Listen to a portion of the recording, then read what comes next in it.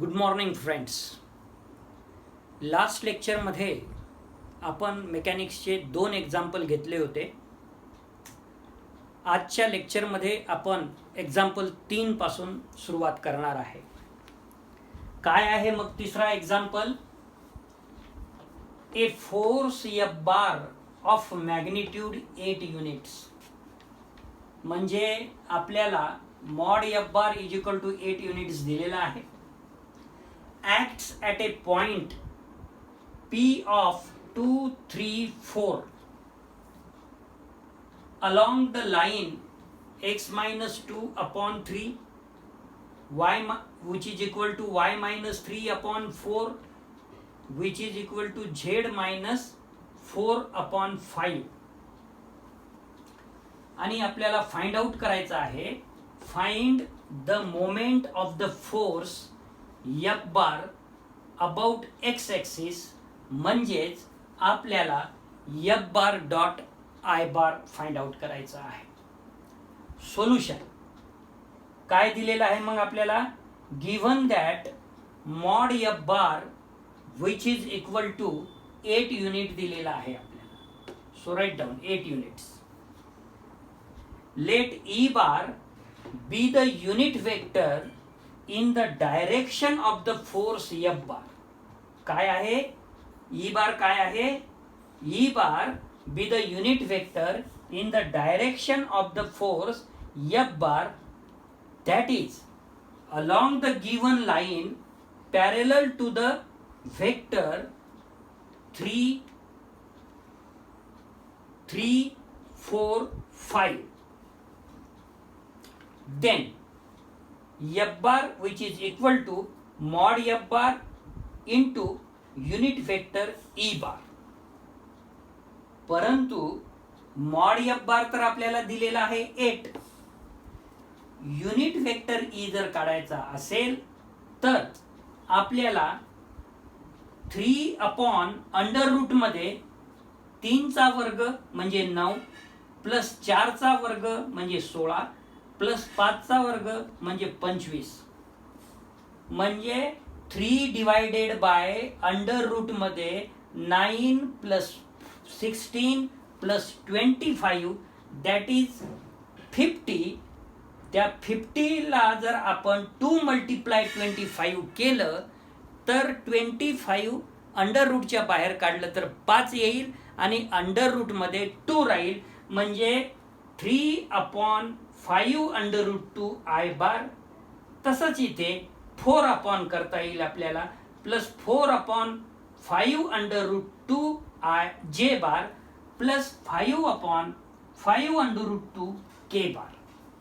कसं कॅल्क्युलेट केलेलं आहे हे? 3 अपॉन अंडर रूट मध्ये 3 चा वर्ग 9 प्लस 4 चा वर्ग 16 प्लस 5 चा वर्ग 25 ॲडिशन केली तर अंडर रूट मध्ये 50 येते.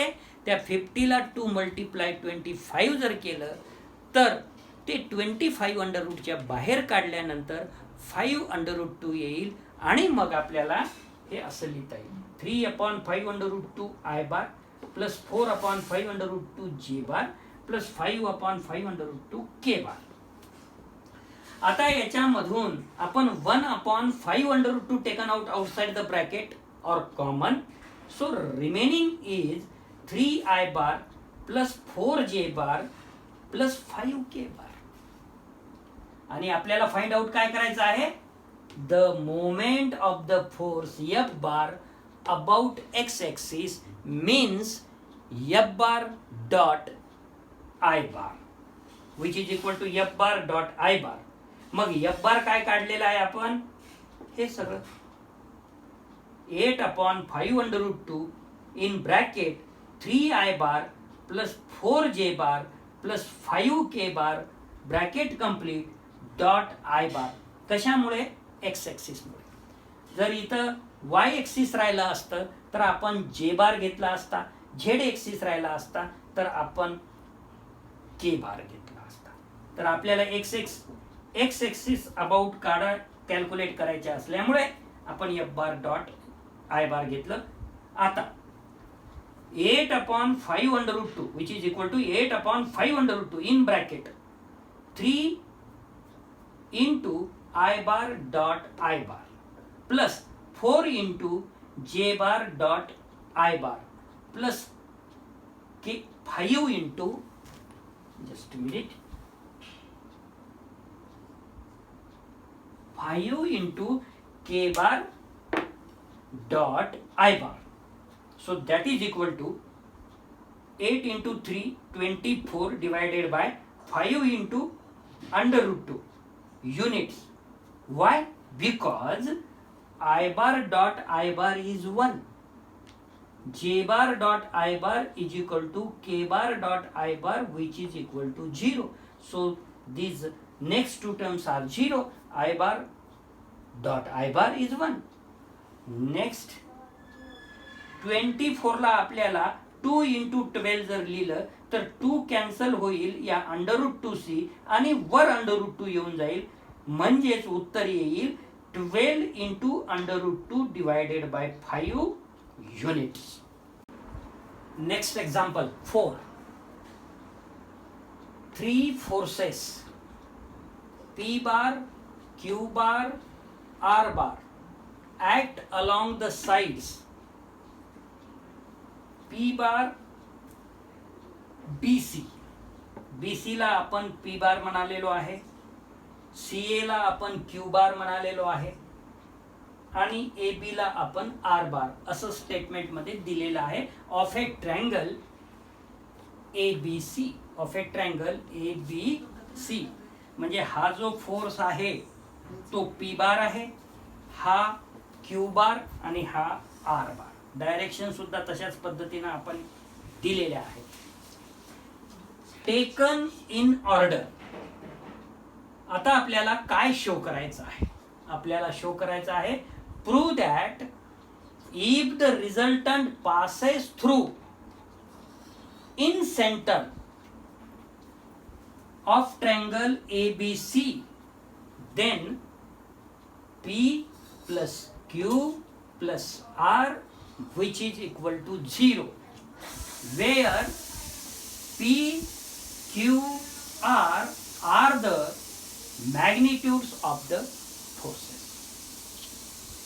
चला मग डायग्राम काढला आपण. हे ABC डायग्राम काढली, त्याच्यामध्ये एक सर्कल काढलं, त्याचा सेंटर घेतला, त्याला O म्हणालो आपण आणि सोबतच A आणि C चा मिड पॉइंट किंवा जे सर्कलला टच होत आहे तो पॉइंट E आहे, AB चा मिड पॉइंट F आणि BC चा मिड पॉइंट D असं आपण डायग्राम ड्रॉ केलेली आहे.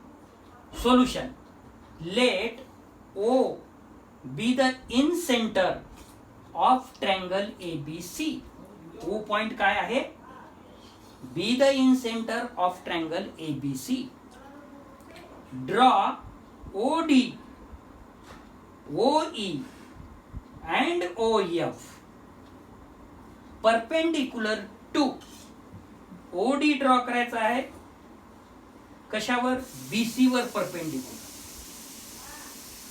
OE जो आपण ड्रॉ केला आहे तो AC वर परपेंडिक्युलर किंवा CA वर परपेंडिक्युलर. जर डायरेक्शन थ्रू जर गेलो आपण तर BC वर परपेंडिक्युलर OD, CA वर परपेंडिक्युलर OE आणि AB वर परपेंडिक्युलर OF, जे की इथं म्हणालेलो आहे. Draw OD, OE and OF perpendicular to BC, CA and AB respectively. Moreover, D, E, F are the points where the circle touches these sides.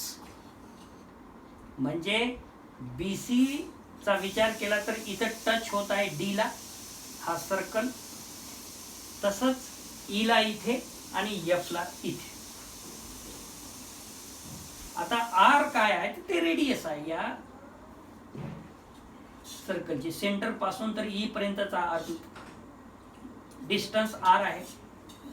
अर्थात सगळे हे डिस्टन्सेस ओडी असेल, ओई असेल, ओएफ असेल, हे आरच राहील. Let R be the radius of the inscribed circle, then OD बरोबर ओई बरोबर OF all equal to radius R.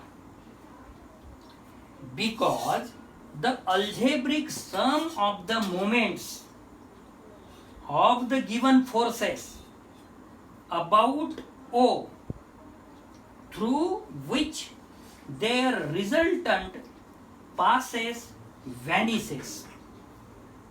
मग काय म्हणता येईल आपल्याला? Hence taking moments about O, we get. आता moments about O, we get म्हणजे काय करावं लागेल आपल्याला? हा जो BC ला फोर्स P होता, P into R plus CA म्हणजे Q into R plus AB म्हणजे capital R into small r which is equal to 0. आणि R कॉमन काढून R ला डिवाइड जर केलं तर आपल्याला this implies P plus Q plus R which is equal to 0, जे की आपल्याला प्रूव्ह करायचं होतं. थँक्यू.